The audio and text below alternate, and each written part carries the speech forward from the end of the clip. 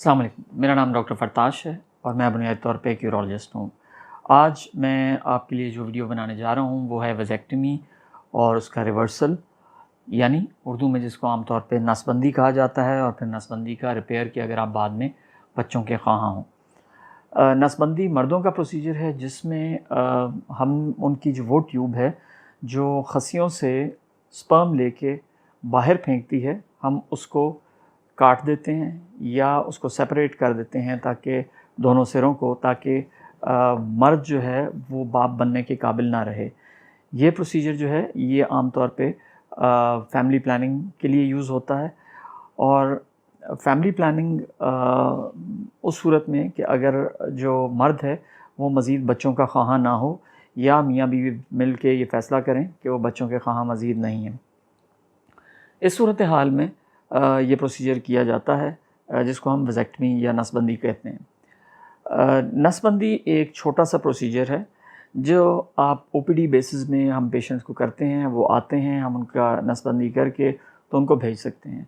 इसमें मामूली सा दर्द होता है जो ऑपरेशन के बाद होता है। ड्यूरिंग सर्जरी आपको कोई पेन नहीं होता, बिकॉज़ आपको ऐसी दवाइयाँ लगाई जाती हैं जिससे आपका पेन कंट्रोल में रहे। नसबंदी के बाद तक हम पेशेंट को बता देते हैं कि इतने अरसे तक आपको मनी में जरासीम आते रहेंगे और वो बिलामुम 1 से 2 माह तक होते हैं। और हम पेशेंट को बता देते हैं कि इस दौरान आपने अगर मुबाशरत की तो आप बाप बन सकते हैं दोबारा। लिहाजा उसका एक टाइम फ्रेम होता है जिसको हमें गुजारने के बाद पेशेंट को जो जरासीम है मनी में वो आना बंद हो जाते हैं। अब कुछ लोग ऐसे होते हैं जब वो ये प्रोसीजर करवा लेते हैं तो लेट्स से कि उनको दोबारा बाप बनने की ख्वाहिश हुई और वो चाहते हैं कि हम दोबारा बाप बन जाएं या हमारे और मज़ीद बच्चे हों, तो उनमें हम एक और प्रोसीजर है जिसको वेज़ेक्टमी रिवर्सल कहते हैं।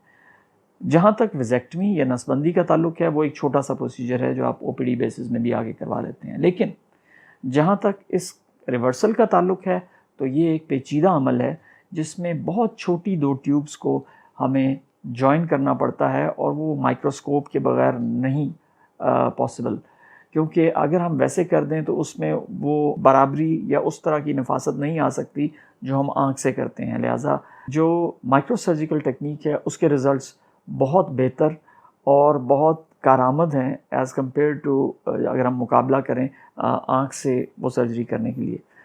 आम तौर पे जिन पेशेंट्स का हम रिवर्सल करते हैं या जिन लोगों का हम दोबारा ट्यूबें आपस में जोड़ते हैं, उनमें जो बाप बनने की दोबारा सलाहियत आ जाती है वो 30 से लेकर 90% तक है। यानी बहुत से ऐसे पेशेंट्स भी हैं कि जिनको रिवर्सल के बावजूद वो बाप नहीं बन सकते।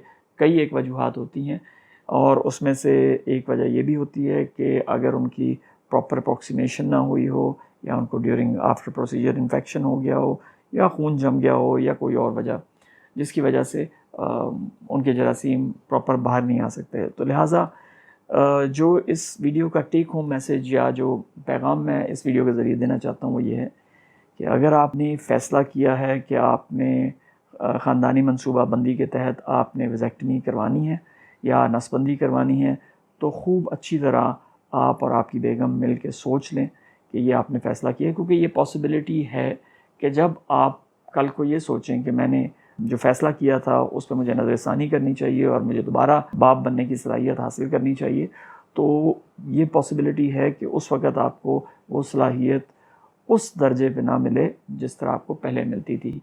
ये चीज़ें हैं जो आपने ज़हन में रखनी हैं जब आप नसबंदी करवाएं या जब आप नसबंदी का रिवर्सल के लिए जाएं।